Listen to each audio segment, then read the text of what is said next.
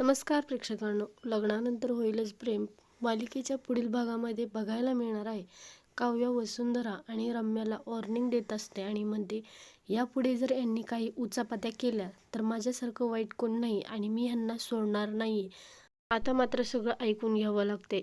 वसुंधराने खाली पडलेली राखी उचललेली आहे आणि ती राखी उचलत वसुंधरा म्हणते, मी या राखीची शपथ घेऊन सांगते, नाही तुम्हाला मी बर्बाद करून टाकलं. आत्ता सध्या हारली आहे मी, पण मी पूर्णपणे संपले नाही. तुमचा आनंद मी हिरावून घेतल्याशिवाय गप्प बसणार नाही. इथे जीवा आणि नंदिनीचं डिस्कशन चालू झालेलं आहे. नंदिनी जीवाला म्हणत असते, काव्या आणि आई मला म्हणत होत्या की कशा प्रकारे त्या रम्या आणि वसुंधरा आत्याला कामाला लावणार आहेत. मला हे काही चांगलं वाटत नाही. आपण त्यांना असं कामाला लावणं बरोबर नाही. जीवा नंदिनीवरती चिडतो आणि म्हणतो, कशी आहेस ग तू नंदिनी?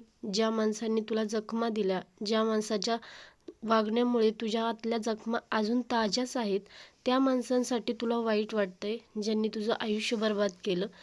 काव्या आणि आई जे काही करतायत ते योग्यच आहे. त्यांना त्यांच्या कर्माची शिक्षा मिळायलाच हवी. व्हिडिओ पाहिल्याबद्दल धन्यवाद.